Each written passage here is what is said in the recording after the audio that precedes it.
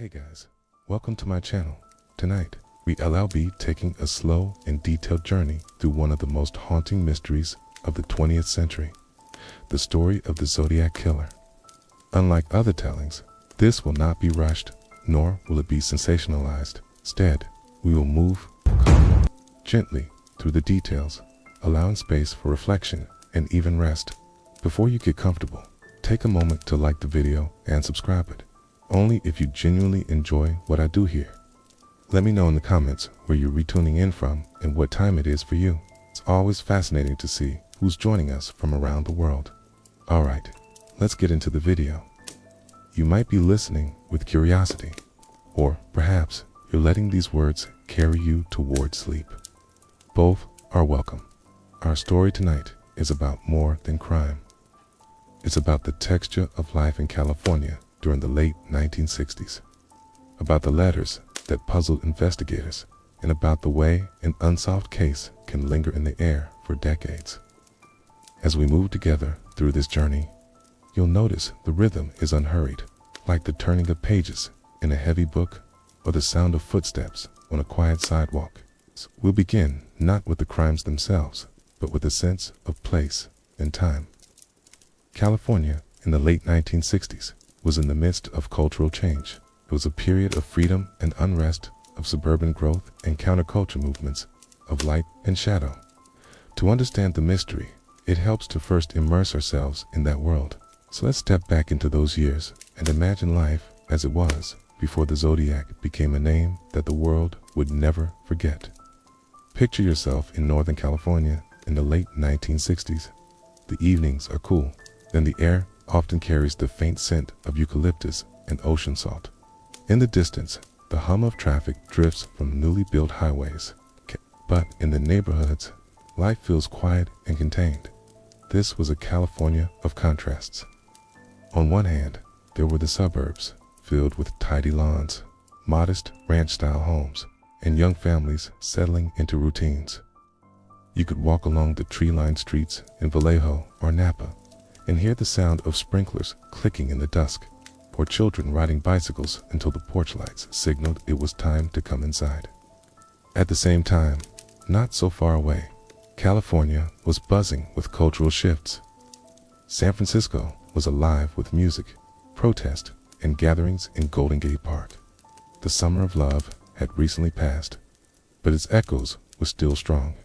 Tie-dyed fabrics, long hair, acoustic guitars, and the scent of incense drifting from small shops.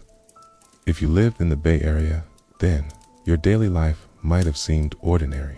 You might have worked at a factory, an office, or perhaps in one of the many small businesses that dotted the downtown streets. Your evenings might have been spent watching television, shows like Dragnet or Mission Impossible, or perhaps flipping through a newspaper while sipping coffee. And the newspapers themselves carried a steady rhythm of headlines, local stories, announcements, and, increasingly, reports of unrest. California was not immune to the tensions of the era. Protests against the Vietnam War, discussions of civil rights, and a growing awareness of violence that seemed to break through the suburban calm. Still, there was a sense of routine. On a Friday night, teenagers gathered at drive-in theaters or local diners, sharing sodas and talking about music. Radios played the latest hits from the Beatles, The Doors, and Jefferson Airplane. The air was filled with the sound of possibility, but also a faint unease that something was shifting beneath the surface. Imagine yourself walking through downtown Vallejo at dusk. The shops are beginning to close. Neon signs flicker on, and the sidewalks grow quiet. You might pass a gas station, the kind with glowing lights and a mechanic's bay, or a small cafe where locals gather to talk. The world feels smaller, safer, when the streets are familiar and the routines are predictable. Beneath that surface of normal life, California was also a place where crime stories simmered. Newspapers occasionally mentioned unsolved cases, a robbery gone wrong, a missing person whose trail had grown cold. These were read and then forgotten by many, folded into the fabric of daily life. No one could yet imagine how one figure, calling himself the Zodiac, would soon intrude into this ordinary rhythm with letters, symbols, and a chilling presence that would echo for decades. For now, though, we stay in this moment. The California of the late 1960s was alive with music and movement, but also grounded in the calm routines of neighborhoods, families, and simple pleasures. It was in this backdrop, a blend of quiet suburbia and restless change, that the stage was set for one of the most enduring mysteries of modern times. And as night falls over these California towns, streetlights buzzing gently against the darkness, we can feel that atmosphere lingering. Ordinary lives, ordinary evenings, soon to be disrupted in ways no one could have anticipated. As we leave behind the calm routines of suburban California, we move gently into the first stirrings of the case itself. The Zodiac Killer is remembered not only for the crimes, but also for the way he seemed to insert himself into the narrative, sending letters, creating puzzles, and insisting on being noticed. Yet, before the name Zodiac appeared in print, they were simply incidents, crimes that, at first, seemed separate. Let us walk through them slowly, one at a time. Lake Herman Road, December 20th, 1968. It was a Friday night in Benicia, California. The air was cold, the kind of winter chill that makes the breath visible in the dark. On Lake Herman Road, a quiet stretch of roadway bordered by fields and brush, two teenagers had parked their car.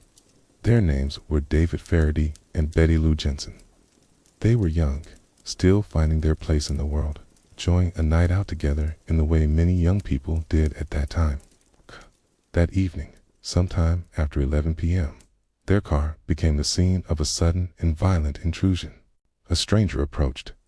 What happened in those brief moments is pieced together from evidence and speculation. By the end of the night, both lives were lost, and the serenity of the road was broken. For investigators, it was troubling, but not yet a mystery with a name. At the time, it was considered a tragic double homicide without any larger context. Police began their work, speaking with locals, searching for motives, and combing through physical clues. But no answers were found. Blue Rock Springs Park, July 4th, 1969, just over 6 months later. Another night in Vallejo brought another tragedy. It was Independence Day. Fireworks had lit the skies. Families had gathered in backyards, and couples had gone out driving. Among them were Darlene Farron and Michael Mago.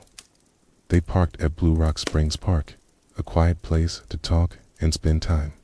Close to midnight, a car pulled alongside theirs. A man stepped out. Without warning, shots were fired. Michael survived, though badly wounded. Darlene did not.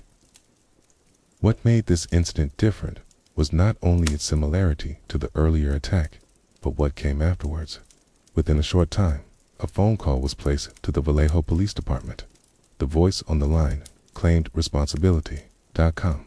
Matter of fact, the caller mentioned both crimes, Lake Herman Road and Blue Rock Springs. Tying them together, investigators realized they were not dealing with random acts, but with a single individual who wanted recognition. Letters, and the Zodiac emerges.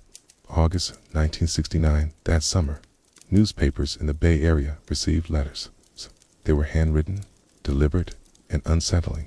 It claimed responsibility for the attacks, and each included a piece of coded writing, a cipher filled with symbols and shapes.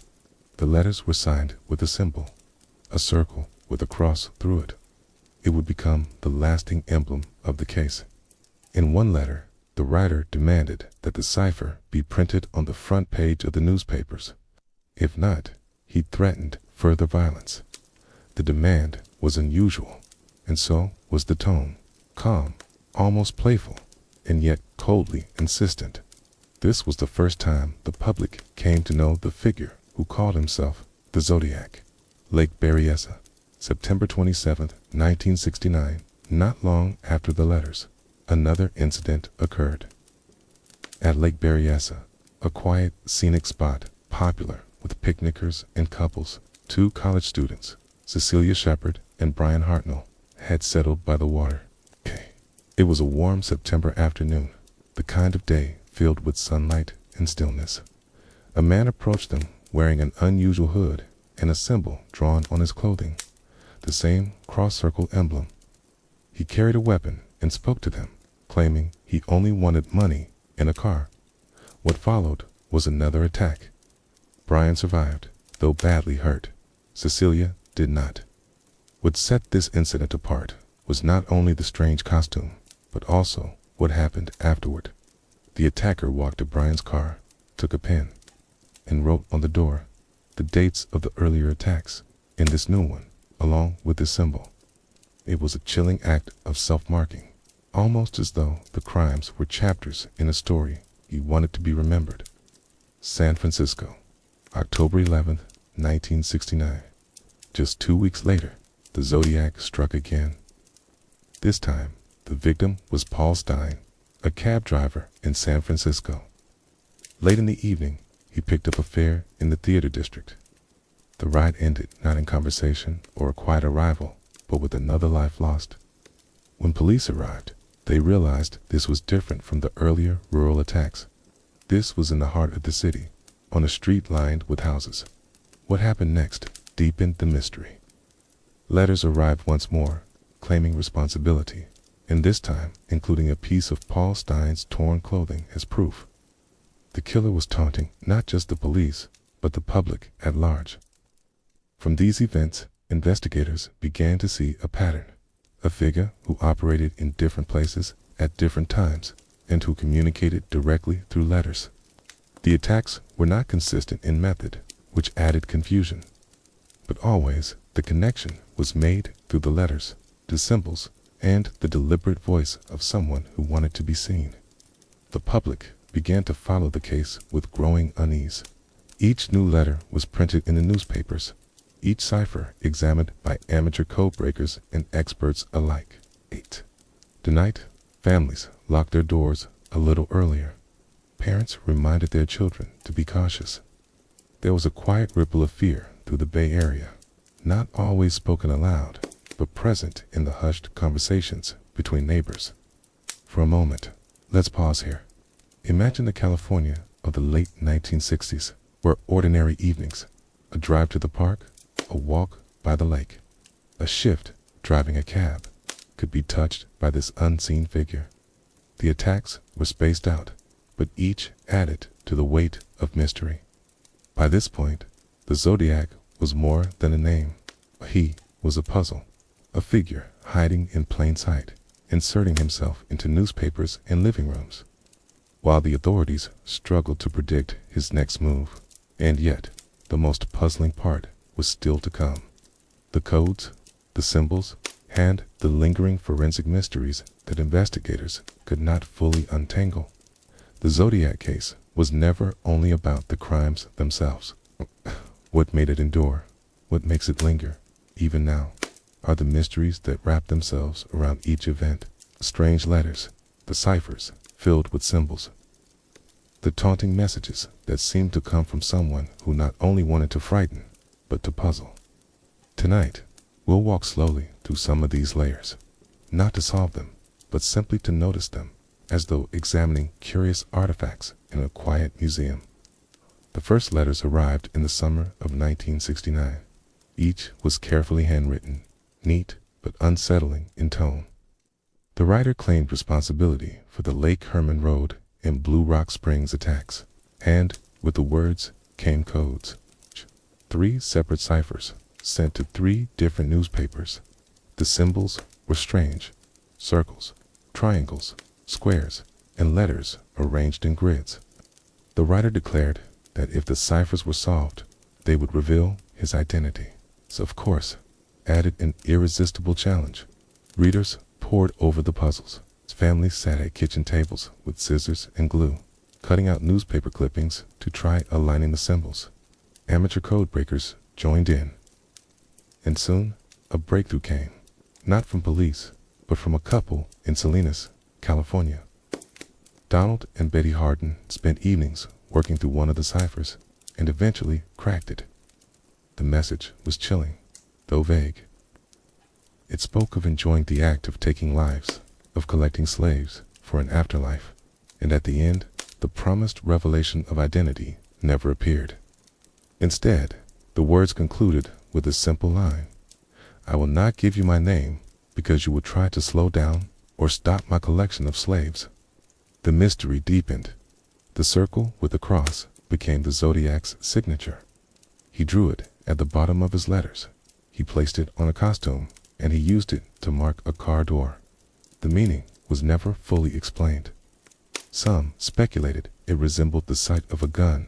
Others thought it might connect to astrology, or perhaps navigation charts. Whatever its origin, the symbol had a strange power. Newspapers printed it. Readers recognized it instantly, and soon it became inseparable from the case. It was a kind of branding, an emblem that turned the unknown killer into a lasting figure. Investigators collected physical evidence from each crime scene, but time and circumstances often limited what could be learned. At Lake Berryessa, there were footprints left in the dirt. At DeKalb in San Francisco, fingerprints were thought to have been recovered. Letters carried saliva and handwriting, and yet each piece remained inconclusive. The fingerprints did not match suspects. The handwriting was distinctive, but impossible to prove without doubt. DNA testing, which would become so crucial decades later, was not yet advanced enough to provide clear answers. Forensic science in the late 1960s and early 1970s was limited compared to today. Investigators relied heavily on witness statements, physical impressions, and handwriting experts, but the Zodiac case seemed to resist tidy resolution. Over time, investigators considered numerous suspects. Some seemed plausible, others were quickly ruled out. One of the most discussed names was Arthur Lee Allen, a man whose life and behaviors drew suspicion. He lived near some of the crime scenes. He reportedly made unsettling comments to acquaintances, and he owned items that seemed connected. But despite years of scrutiny, no definitive link was established. Fingerprints and handwriting samples did not match. DNA did not confirm his involvement. He remained only a prime suspect, never conclusively tied to the crimes. Their names surfaced: individuals with criminal histories, odd connections to the letters, or vague resemblances to descriptions given by survivors. Each lead brought hope of resolution, but each eventually fell into uncertainty. The case files grew thick with reports, interviews, and evidence, but the central mystery, who the Zodiac truly was, remained unsolved. Not all of the Zodiac's codes were cracked. Some remain unbroken to this day. The most famous of these was called the 340 cipher, sent in November 1969. For decades, it resisted solution. Rows of symbols arranged with no obvious pattern. Experts tried, computers tried, and hobbyists around the world tried. It wasn't until 2020 that a team of private code breakers finally announced they had solved it. Their work, involving advanced computer programs and countless hours, revealed a message that once again taunted, but offered no name. The letter seemed to dismiss those searching for his identity, mocking the idea of being caught. "I am not afraid of the gas chamber," it said, "because it will send me to paradise all the sooner." Even in its solution, the cipher withheld the one thing everyone wanted: a name, a person, a conclusion. This is what makes the Zodiac case so enduring. The crimes themselves were tragic, but it was the mystery layered on top that made them unforgettable. The ciphers, the symbols, the letters written in that strangely calm tone, all of them pulled the case into something larger than a local investigation. Imagine, if you will, sitting at your kitchen table in 1969 with the newspaper unfolded. You see the strange symbols printed line after line. Trace them with your finger, wondering if you, personally, could be the one to unlock the meaning. You look at the emblem of the cross and circle, printed at the bottom of the page, and you feel both curiosity and unease. That was the atmosphere of the time. Not only a crime, but a puzzle shared with the public. A puzzle that still resists answers, even now. The Zodiac's mystery, then, is not only about who committed the crimes. It is about how one person managed to weave himself into the daily lives of thousands, turning fear into fascination and ciphers into an enduring riddle. And yet, as puzzling as these codes and theories remain, the story does not end there. For the final layer is not only about evidence or suspects, it is about the lasting mark the case left on California, on law enforcement, and on the culture of crime itself. As we move into the final part of our journey, we step away from the immediate details of the crimes and the puzzles, and instead consider the aftermath. What happens to a community, to a culture, when a case like this remains unsolved? What lingers, not only in evidence boxes, but in memory, in conversation, and in the quiet of everyday life? In the towns touched directly by the Zodiac's crimes, Vallejo, Benicia, Napa, San Francisco, there was first the immediate sense of fear. Families locked their doors earlier. Couples thought twice about driving to secluded spots at night. Cab drivers looked over their shoulders, wondering if the next passenger might be dangerous. But over time, that sharp fear softened into something quieter, a lingering unease, a story repeated in whispers. The case became part of the local fabric, like an old building everyone notices but no longer comments on. It was present, even in silence. Imagine living in Vallejo in the early 1970s. Perhaps you shopped at the same grocery store as the survivors. Families. Perhaps you passed by the very roads where the crimes had taken place. Life went on. Children went to school. Businesses opened each morning. Neighbors watered their lawns. And yet, in the background, was always the quiet question: who had done this, and could they still be among us? For police, the Zodiac case was both a challenge and a weight. Different jurisdictions, Vallejo, Napa, San Francisco, each held pieces of the puzzle. Cooperation between agencies was sometimes uneven, which made assembling the bigger picture difficult. In many ways, the case highlighted the challenges of law enforcement in that era, before computer databases, before digital records, before the ease of cross-communication we know today. Detectives worked tirelessly, collecting reports, analyzing handwriting, and following tips. But as the years passed, many retired without closure. The files were passed to new investigators, who opened them with the same hope, only to feel the same frustration.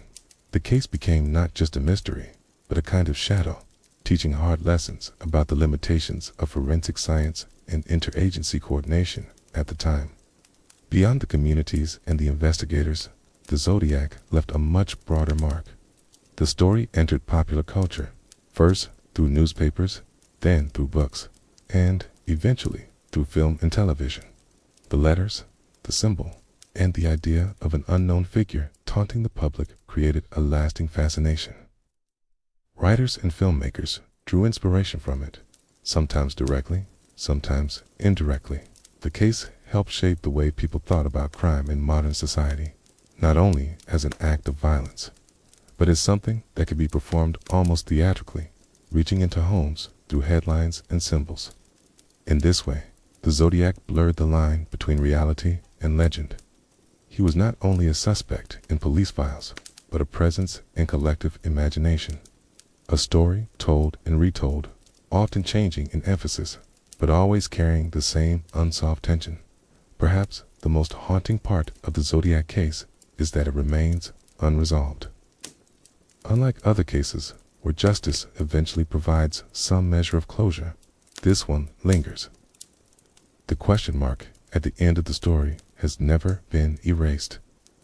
And so, the cultural impact is not only about fear or fascination, it is also about endurance, about how a mystery can last across generations, carried forward by both professionals and amateurs, by law enforcement and by ordinary people curious enough to keep reading, keep searching, keep wondering.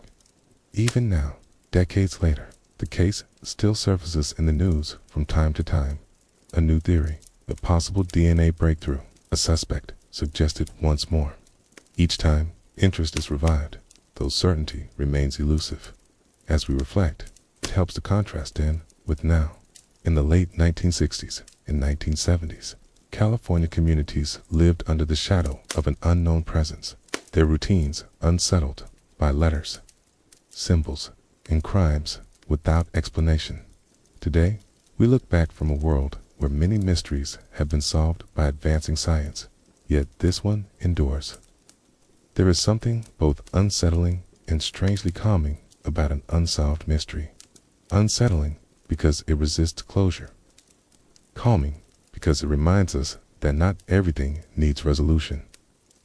Some stories remain as they are, fragments, puzzles, unanswered questions. And so, the Zodiac case, for all its fear and tragedy, has become part of the landscape of true crime history. A story not just of what was lost, but of how communities carried on, how culture absorbed the mystery, and how the unknown can become a presence in itself. From here, we can ease toward closing thoughts, gently stepping back from the darkness of the case, and returning to the comfort of the present moment. And so, we come to the end of our slow journey through the story of the Zodiac Killer, a mystery that has stretched across more than 50 years. We began by placing ourselves in California during the late 1960s, in the quiet suburbs and restless cities, in the contrast of ordinary life and extraordinary change. We walked through the timeline of the attacks, each one unsettling, yet each one woven carefully into the narrative of a region. We explored the puzzles, the letters, the symbols, and the suspects, noticing the ways they fascinated and frustrated investigators and the public alike. Finally, we reflected on the aftermath, how a community carried on, how law enforcement learned, and how culture absorbed the story into something larger than a set of case files. What lingers is not a solution, but a sense of quiet curiosity. The Zodiac case remains unsolved, and, perhaps, it always will. But in that uncertainty, there is a reminder that some stories do not end neatly. They remain open, like unfinished chapters, waiting for time, for science, or perhaps simply for acceptance. As you lie here now, listening in the stillness of this moment, know that you are safe. The streets outside are quieter than those restless nights of decades past. The world has changed, and so have we. The fears that once rippled through California have softened into history. Let this calm reflection settle over you. Imagine the California hills at dusk, the faint sound of waves along the shoreline, or the gentle hum of a city quieting down at night. The mystery belongs to the past. Your present is only this moment, restful, safe, and still. If you are still awake, perhaps you find yourself thinking of the puzzle, the symbol, the ciphers that remain unsolved. And if you are drifting into sleep, allow those thoughts to fade into dreams, like letters dissolving from a page. Thank you for spending this time here. May the rest of your night be calm, your sleep be deep, and your dreams be peaceful. Good night. Life in the quiet Midwestern town. Imagine yourself in a small Midwestern town in the early 1980s. The streets are lined with neat rows of houses, many of them with wide porches and painted shutters, the kind that creak slightly when the wind moves through. The evenings are quiet here. In summer, you can hear the faint buzz of cicadas in the trees. Children ride their bikes in looping circles down neighborhood streets, their tires skimming over the uneven sidewalks. The sound of a screen door slamming shut echoes now and then. It's followed by laughter or the call of a parent reminding their child to come home for dinner. The town itself isn't large. A few thousand people, perhaps a little more. Most of them working at local businesses, farms, or the small factories that sit just beyond the main road. The center of life is a modest downtown, a diner that serves strong coffee and pancakes at all hours, a drugstore with a soda fountain, a few shops selling hardware, clothing, and groceries. It is the kind of place where people leave their doors unlocked, where neighbors know who belongs and who doesn't, and where news travels quickly. The high school is a gathering place. Friday night football games draw nearly the entire town. The stands filled with parents, grandparents, and teenagers leaning against the fence with soda cups in hand. The seasons move in a steady rhythm. Winters bring snow that blankets the quiet streets, muffling sound, making everything feel smaller and more still. Summers are marked by community events, parades, carnivals, church picnics, and the occasional county fair. There's a sense of routine, of safety, and of familiarity. The teenager at the center of this story grew up in this environment. She was a part of the fabric of the town, attending school, participating in activities, and moving through the same patterns of daily life that so many others did. You can picture her walking home from school, perhaps carrying books tucked under her arm, perhaps stopping by the diner to share a milkshake with friends. Life was ordinary, simple, and filled with the small joys and frustrations that mark adolescence in a place like this. It's important to pause here, because this atmosphere of calm and routine is what made what happened next so startling. It's a place where crime was rare, where trust was natural, suddenly found itself facing something unthinkable. But for now, let's remain in this world before the tragedy. Imagine the stillness of the town at night. Porch lights glowing faintly, dogs barking in the distance, the smell of freshly cut grass lingering in the warm air. It is an environment where nothing feels out of place, and yet, as we'll see, one night in the 1980s changed that sense of safety forever. The night of the murder and the investigation, the night began like many others in the small Midwestern town. It was an evening in the early 1980s, the kind of night where the streets grew still after dark. Porch lights glowed faintly, and only the occasional car rolled down the main street, its headlights briefly brushing across closed storefronts. The teenager at the heart of this story, a girl known and liked by many, had gone about her day in an ordinary way. Friends later remembered her as cheerful, thoughtful, and involved in the quiet social rhythms of high school life. That evening, she said goodnight to those around her, perhaps not knowing it would be the last time. The following morning, when she didn't appear where she was expected, concern began to spread. At first, it may have seemed like a small delay. Perhaps she had stayed over with a friend, or simply taken a different route. But as hours passed, unease grew. Parents made phone calls, friends retraced their steps, and soon the police were quietly notified. By late morning, the quiet of the town was pierced by a discovery. Her body was found not far from her usual path, in a location that was familiar to many residents. The details of her death were never shared widely, and those that were shared were spoken softly in careful tones. The community only knew that a young life had been cut short, and that the safety they had once taken for granted had been broken. Police moved quickly to secure the area, placing tape around the scene, a sight that was unusual and unsettling for the town. Officers began their work with the methods available at the time. They spoke with neighbors who might have heard or seen something unusual during the night. They checked for footprints, for items left behind, for anything that seemed out of place. It was here that the first unusual clue emerged, a shoe print pressed faintly into the soft ground. Investigators photographed it carefully, noting the tread pattern. The print seemed to suggest a man's shoe, but beyond that, it raised more questions than answers. Was it connected to the crime, or simply the mark of someone who had passed by earlier? Soon after, another unsettling element entered the investigation. The family received anonymous phone calls. The voice on the other end was described as quiet, sometimes little more than breathing, other times with short, vague phrases.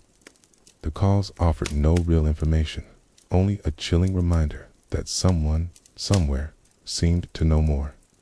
Investigators traced leads as best they could. They interviewed classmates, friends, and anyone who had seen her in the hours before she disappeared. They gathered accounts of strange cars parked near the school, or unfamiliar faces at the diner. Each lead opened the possibility of a breakthrough, but each seemed to close again just as quickly. The town, meanwhile, shifted into a different rhythm. Doors that had once been left unlocked were now locked at dusk.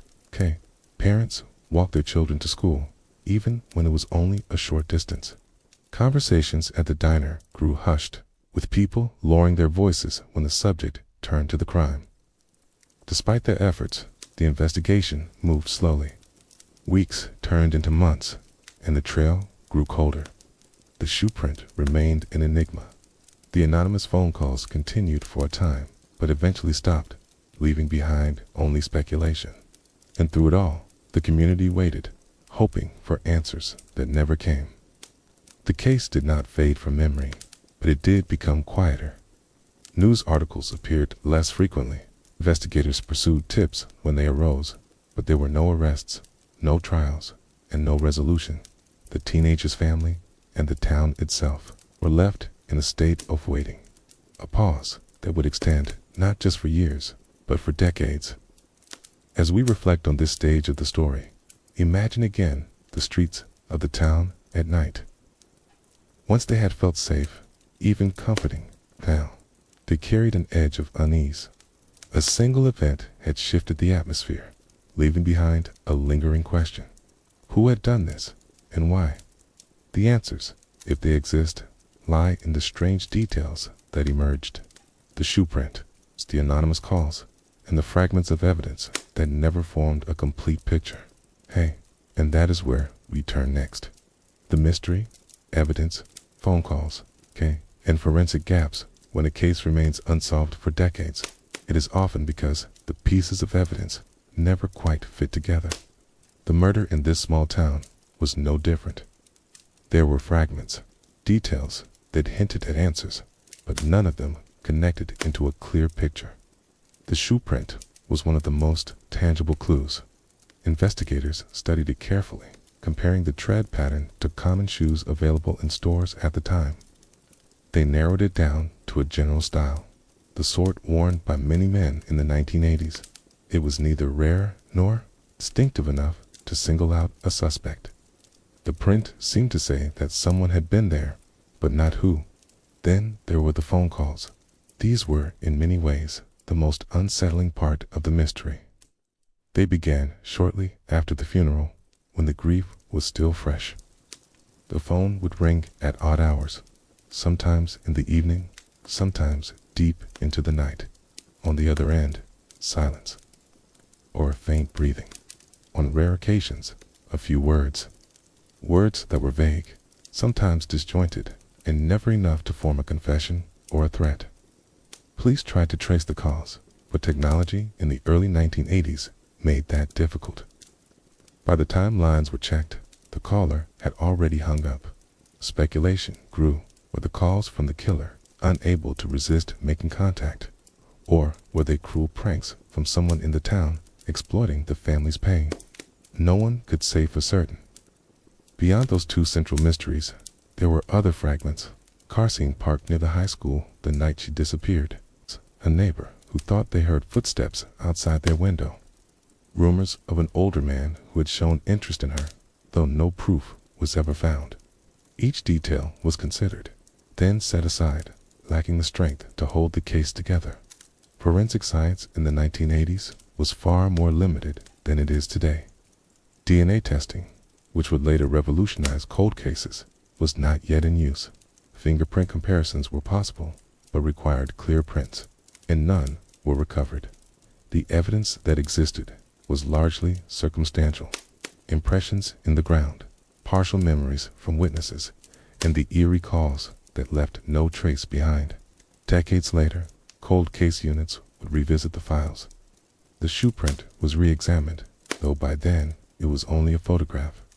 The calls could not be replayed, as no recordings had been kept. The case became an example of how fragile evidence can be, how time erodes what might have once been useful. Yet, even without clear answers, the mystery endures because of its oddness. By a shoe print, but no other trace. Cause that carried no message. Why no suspect who could be definitively linked?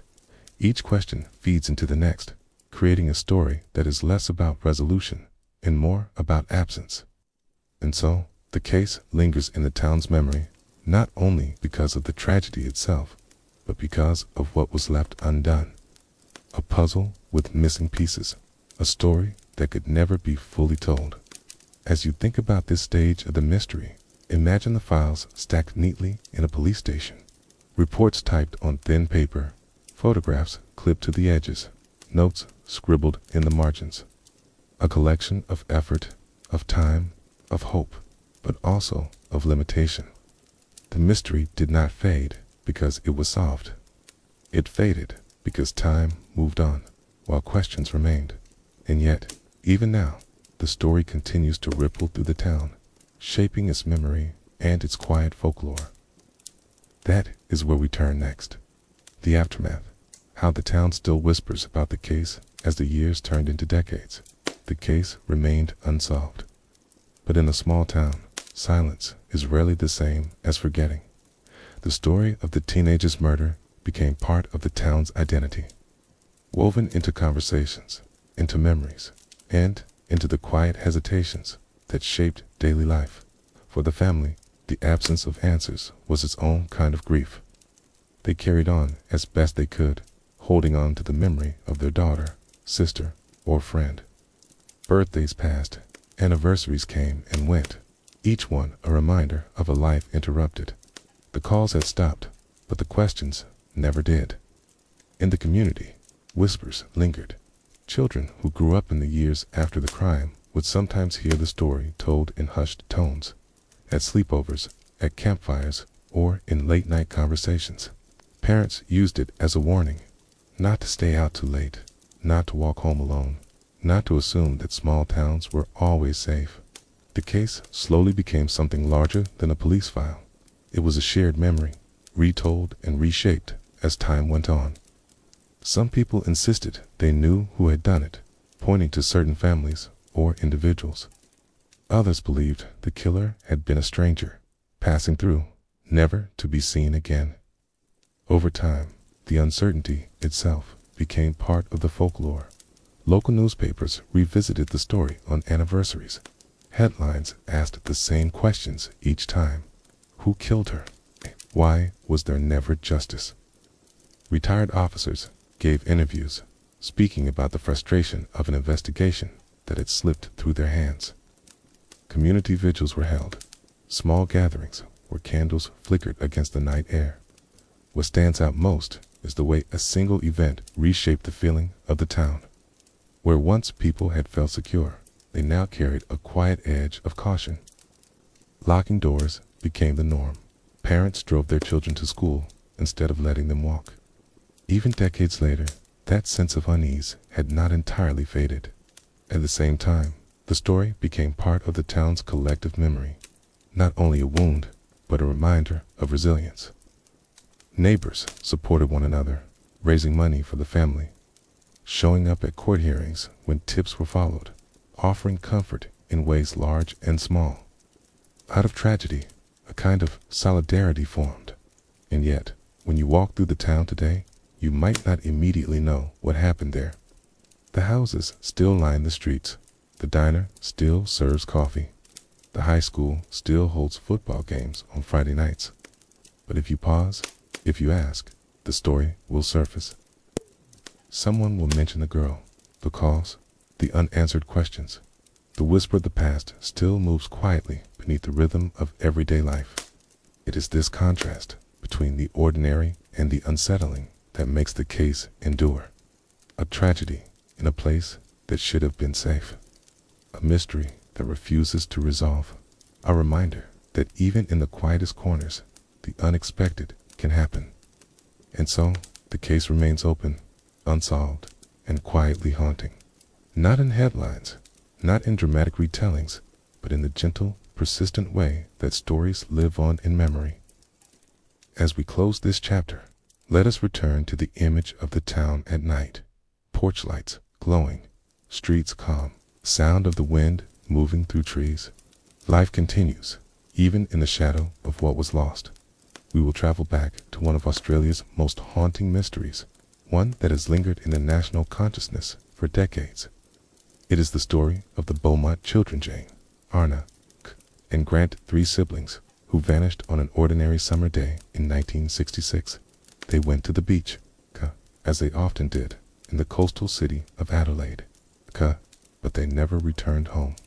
This disappearance became more than a family tragedy. It became a story that unsettled the nation, reshaped the way parents thought about safety, and gave rise to countless theories and speculations. For nearly 60 years, the mystery has endured, with no clear answers. In tonight's narrative, we will follow a calming, measured journey through this case. We will begin with life in Adelaide during the mid-1960s. The city felt peaceful, relaxed, and full of summer routines. Then we will walk step by step through the day of the disappearance, exploring what is known and what remains uncertain. We will look at the suspects, the unusual accounts, and the investigative twists. Finally, we will reflect on the aftermath, the way this single event left deep impressions on Australian culture and continues to echo even now. As always, the telling will be gentle and steady, without sensationalism. You are welcome to listen closely, or let the rhythm of the story carry you toward rest. So let us begin by first imagining Adelaide in the summer of 1966. Life in Adelaide during the carefree summer of the 1960s. Picture Adelaide in the mid-1960s.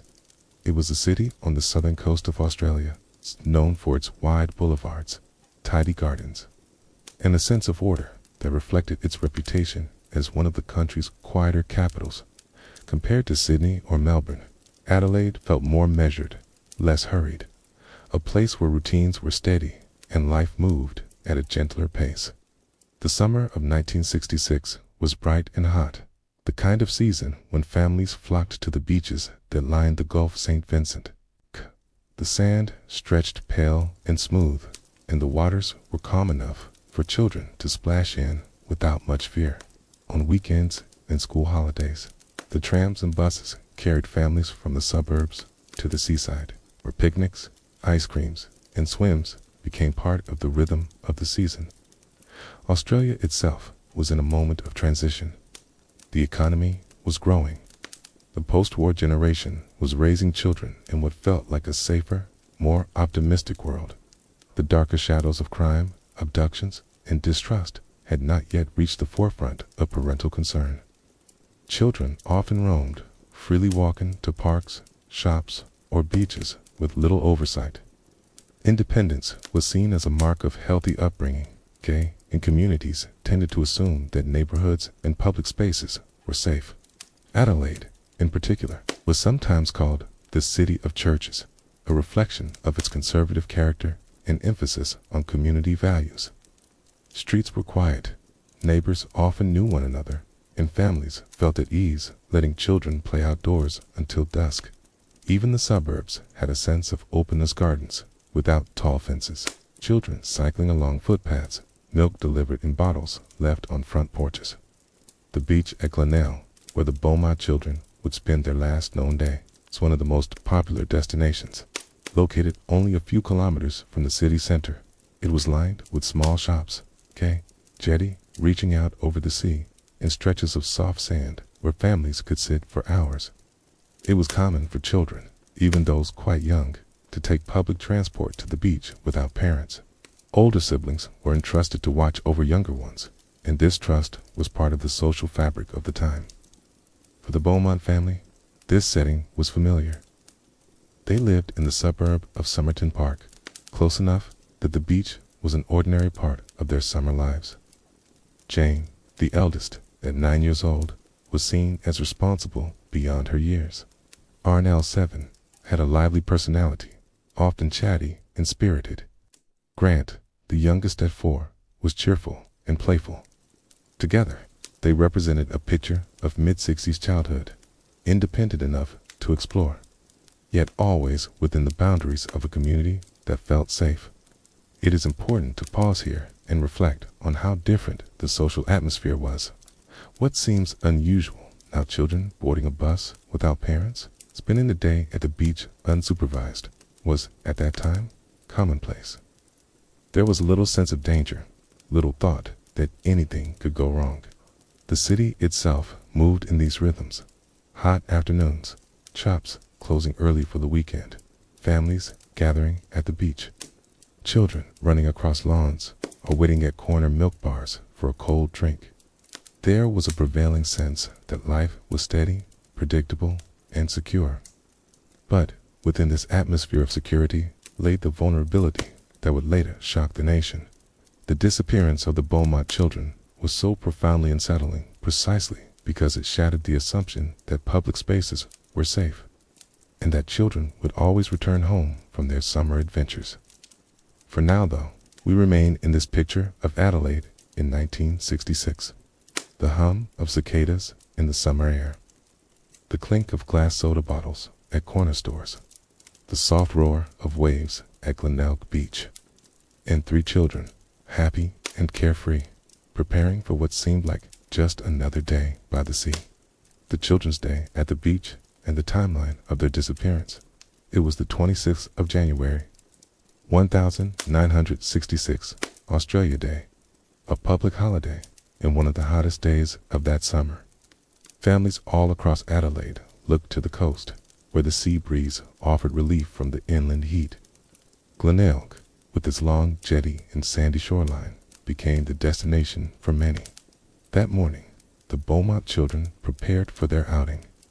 They were excited, as children often were when given the freedom of a beach day. Their mother, Nancy, and father, Jim, had grown accustomed to letting them go on their own. The routine was familiar. They would catch the bus from their quiet street in Somerton Park, ride only a short distance, and spend the morning playing in the sand and surf. Jane, at 9 years old, had already proven herself dependable. She was considered mature enough to keep an eye on her younger brother and sister. At around 10 a.m., the children boarded the bus. Neighbors later recalled seeing them leave with towels and smiles, the ordinary scene of a summer outing. Their mother expected them to be back by lunchtime. At 10 about that morning seemed unusual.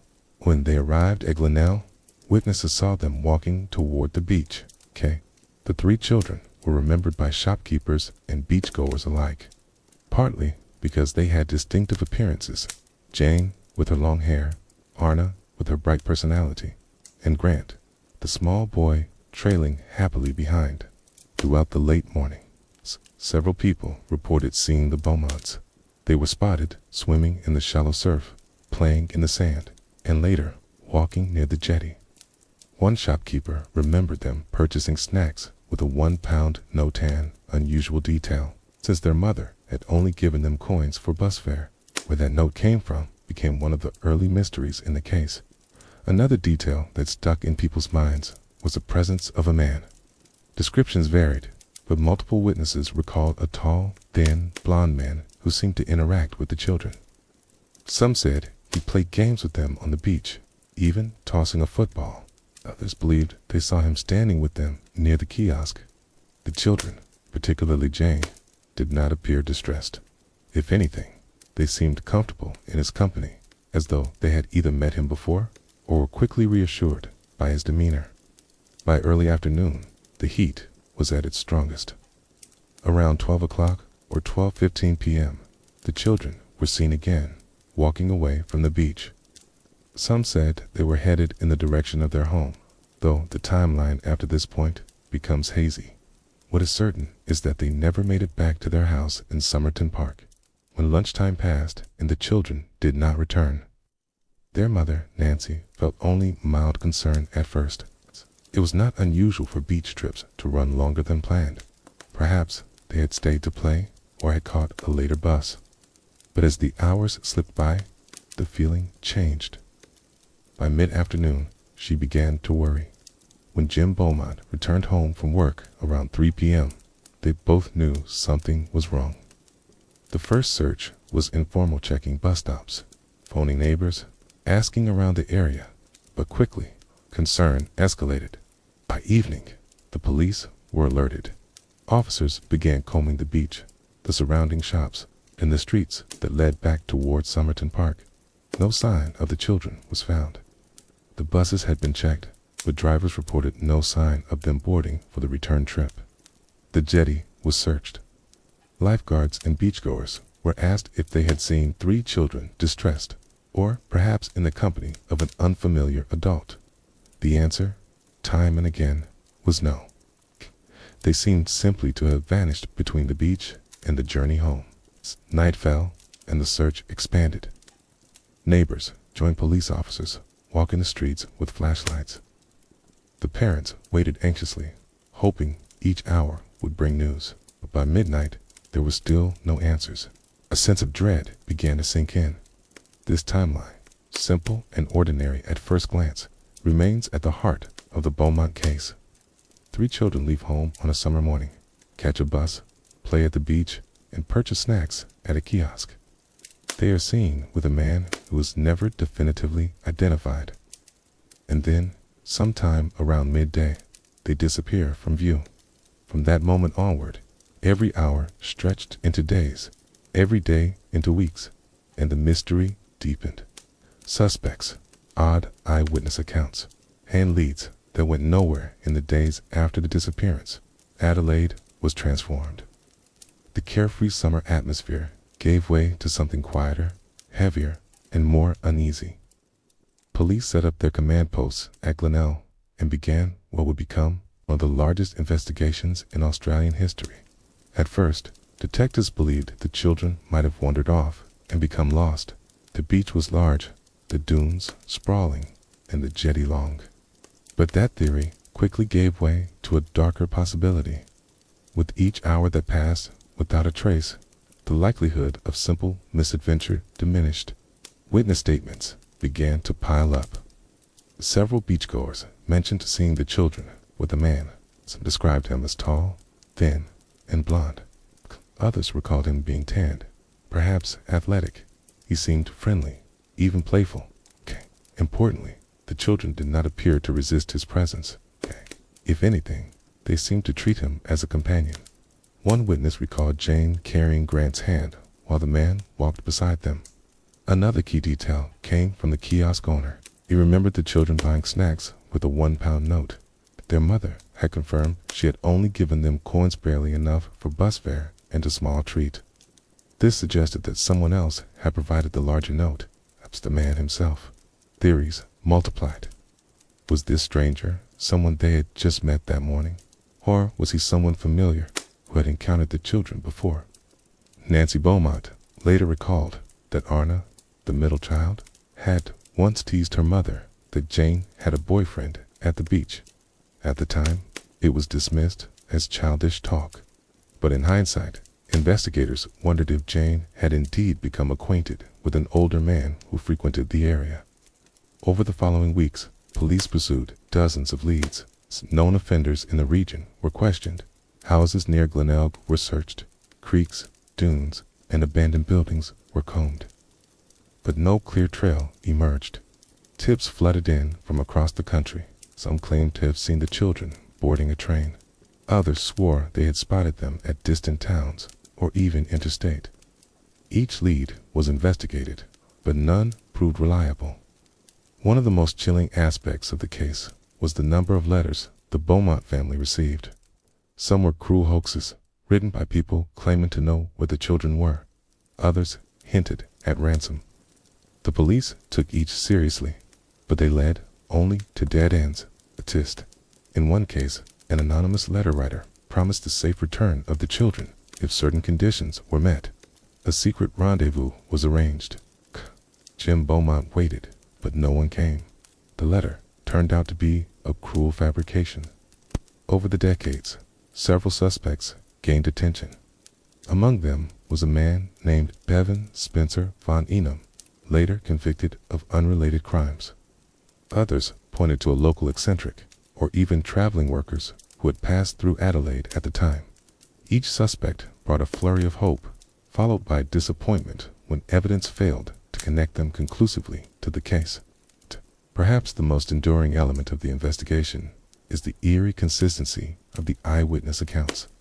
Time and again, people remembered seeing the children happy, relaxed, and seemingly at ease with a man on the beach. That comfort, that lack of fear, remains one of the most haunting aspects, for it suggests the man, whoever he was, managed to earn their trust if only briefly. As months turned into years, the mystery hardened into legend. The Beaumont's faces, once familiar to neighbors and friends, became etched into the national consciousness. Their disappearance, unexplained and unresolved, left behind a void filled with speculation, rumor, and half-remembered sightings. The leads kept coming, but none held. The trail seemed to vanish as completely as the children themselves. And so the case moved from active pursuit into something more haunting, a story without conclusion. Carried forward by memory and by whispers, the national trauma, cultural paranoia, and long shadows of the case as weeks turned into months, and months stretched into years. The disappearance of Jane, Arna, and Grant Beaumont left more than just a mystery. It left a scar across Australian life, one that never fully healed. Before 1966, Australia's culture carried a certain innocence. Children were often given freedom to roam, to play in parks and on beaches without constant supervision. Neighborhoods were close-knit, and the idea of danger lurking nearby felt distant, almost unthinkable. But after the Beaumont case, that sense of carefree safety was forever altered. As parents who once allowed children to walk to school alone began walking with them. Beaches that had been filled with laughter now carried an undercurrent of unease. The story had spread beyond Adelaide, reaching across the country. The phrase, the Beaumont children, became shorthand for a kind of loss that felt larger than one family's tragedy. It marked the end of what many remembered as a more trusting era. The case also revealed something new about the media. Newspapers and radio updates covered every development. As television became more common in households, images of the Beaumont smiling children frozen in time appeared on screens across the nation. For many Australians, it was the first time a crime story had dominated headlines so completely, shaping not only news cycles but also conversations in kitchens, schools, and workplaces. Over time, the Beaumont's disappearance became intertwined with folklore and urban legend. Some believed the children had been taken overseas. Others whispered of underground tunnels, secret hideouts, or elaborate cover-ups. Each generation seemed to add its own layer of speculation. Yet, through it all, the most enduring truth was the silence. No remains were ever found. No conclusive evidence emerged. Case remained unsolved, hovering like a shadow over Adelaide and beyond. For the Beaumont family, the weight of that absence was immeasurable. Jim and Nancy lived under the constant strain of not knowing. Over the decades, they withdrew more and more from public life, choosing privacy over endless speculation. For them, the case was not folklore or national memory, it was the absence of three beloved children, frozen forever at ages 9, 7, and 4.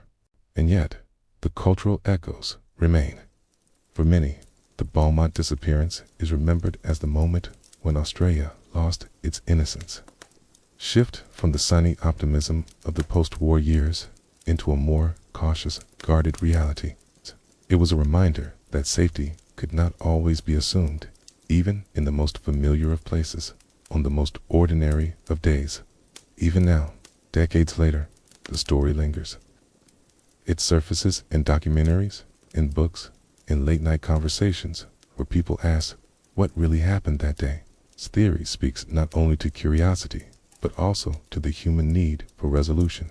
To this day, no such resolution has come. And so, the Beaumont children remain part of Australia's shared memory. Three young lives who stepped onto a bus one summer morning and never returned, leaving behind a mystery that continues to ripple quietly across the years. And so, we come to the end of this story, the story of Jane, Arna, and Grant Beaumont, three children who set out for an ordinary day at the beach in 1966 and who never returned. Their absence has echoed for decades, leaving behind questions that remain unanswered. The details we've explored: the bus ride, the kiosk, the strange man on the sandar, fragments of a puzzle that has never been completed. Investigators searched tirelessly, families mourned quietly, and communities carried the memory forward. Still, no clear ending has ever been written. In many ways, the Beaumont case became larger than itself. It reshaped how parents thought about safety. It marked a cultural shift in Australia, from innocence to caution, when it left behind a reminder that even the simplest days under the brightest sun can hold mysteries that endure. As you reflect on the story, let your mind drift gently. Imagine the quiet streets of Adelaide in the 1960s, the stillness of a summer evening, the hush that fell over a community waiting for children who never came home. And then bring yourself back to the present moment. The world around you tonight is calm. You are safe, here and now. The past belongs to memory, but the present belongs to rest. As you settle deeper, allow the rhythm of your breath to soften. Let the story fade into the distance, like waves retreating back into the sea. Whatever questions remain, you can release them for now.